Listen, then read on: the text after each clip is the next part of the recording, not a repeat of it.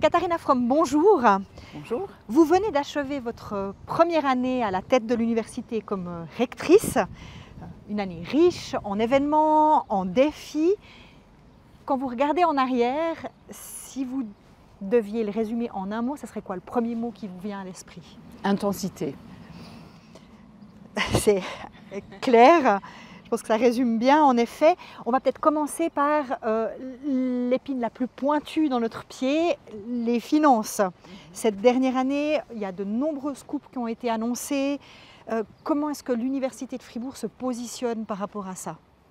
Bon, c'est clair que ça nous met dans une situation très difficile par rapport à la concurrence nationale et internationale. Donc on va essayer d'éviter au maximum ces coupes en discutant avec nos partenaires qui sont le Conseil d'État bien sûr, mais aussi au niveau national, il y a des coupes qui vont arriver. Et là aussi, on espère que ça sera peut-être moins dramatique que ce qui s'affiche actuellement à l'horizon.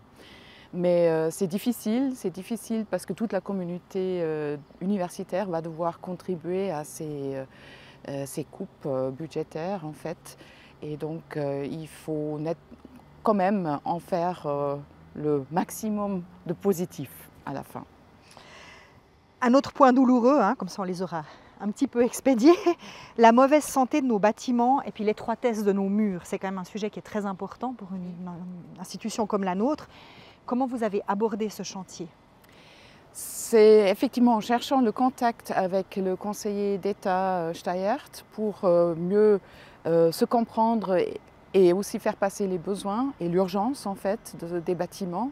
Et là, on collabore maintenant étroitement avec le SBAT pour pouvoir faire avancer les différents chantiers, les différents dossiers.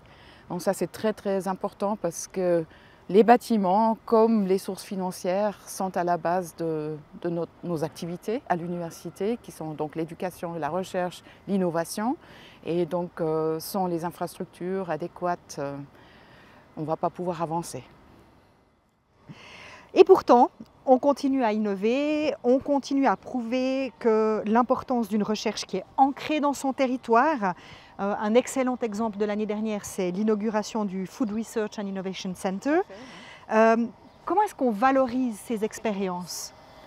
Alors ça, c'est quelque chose d'extraordinaire parce que nous avons des collaborations interdisciplinaires qui se sont mises en place. On a maintenant une école doctorale qui vient d'être lancée.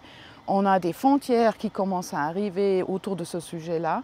Donc c'est quelque chose qui est en train de monter en puissance et qui sera clairement aussi un point fort dans la recherche de l'Université de Fribourg et pour laquelle non seulement l'université mais aussi la ville et le canton seront connus. Donc bien évidemment la collaboration aussi avec la ville de Fribourg, ville UNESCO créative dans le domaine de la gastronomie. Donc ça c'est aussi très beau cette collaboration en fait de pouvoir mettre tout le monde autour de la table quant à ce sujet Agri and Food. Ce contact, vous l'avez nommé déjà plusieurs fois, ce contact avec la ville et le canton, il revêt une importance particulière pour vous, j'ai l'impression. Est-ce qu'il y a d'autres nouveautés qui ont été mises en place pendant cette dernière année à ce niveau-là? Alors on collabore à plusieurs niveaux, bien sûr aussi avec l'hôpital par exemple, qui est aussi un des grands players du canton. Et puis évidemment, on est aussi à la recherche de frontières toujours, qui peuvent renforcer certains domaines de recherche, tels que ce centre maintenant sur le futur de la Suisse, en particulier sur la résilience. Et là aussi, il y a des points de collaboration avec le canton et la ville aussi, au niveau du développement de notre société, la résilience vis-à-vis aussi du système fédéral, respectivement de notre démocratie. Donc ça, c'est des points où on peut collaborer aussi avec le canton et la ville.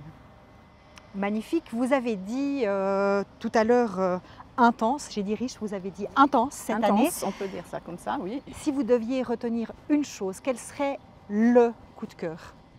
Alors, c'est difficile de se décider parce qu'il y en a eu deux en fait.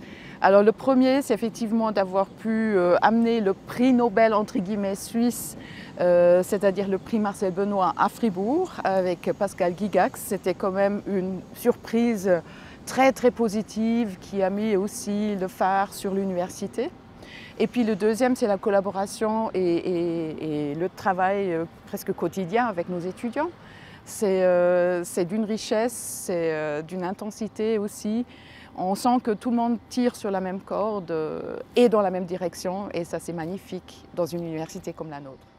Katharina Fremont, je vous remercie pour cette petite discussion et puis je vous souhaite de continuer à tirer sur cette corde avec l'ensemble de l'institution.